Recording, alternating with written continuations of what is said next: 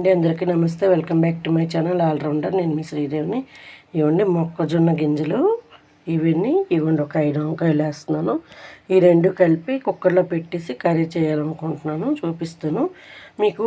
ఈ వంకాయలుగా ఇందులో వేసి పేస్ట్ లాగా అంటే కొంచెం మెత్తగా అవుతుంది కదా వంకాయ.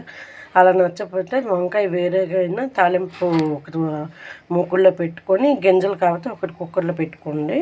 ఇప్పుడు నేనైతే అలాగా మా వారికి ఇలాగే నచ్చుతుందని యాక్చువల్గా 2 కలిపితేనే బాగుంటుంది. మీ ఇష్టం, ఎవరి ఇష్టం ఉంది. నేను ఇప్పుడు కుక్కర్లో పెడతాను.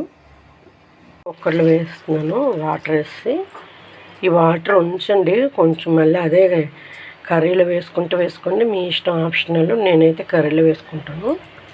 ఒక 3-4 విజిల్ ఉంచాలండి. ఇలాగా ఉల్లి ముద్దకి ప్రిపేర్ చేస్తాను. ఉల్లిపాయలు, పచ్చిమిర్చి, తర్వాత ఇవ్వండి తెల్లుల్లి, జీలకర్ర, ధనియాలు, ఇవ్వండి చిన్న అల్లం ముక్క దంచుకున్నాను. ఇవన్నీ వేసి మిక్సీ చేస్తానండి.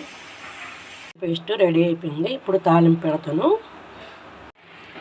ఇవ్వండి స్టవ్ వెలిగించుకొని మూకుడు పెట్టుకోండి. ఇవ్వండి ఆయిల్ వేయాలి.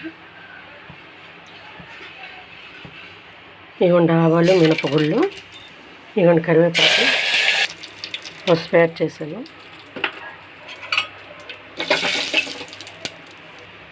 తర్వాత ఉల్లి ముద్ద వేస్తున్నాను. ఉల్లి ముద్ద బాగా వేగాలండి.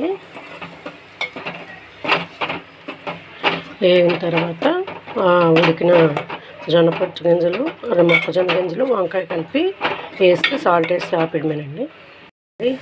ఆనియన్ ముద్ద అయిపోయింది. సాల్ట్ వేస్తాను.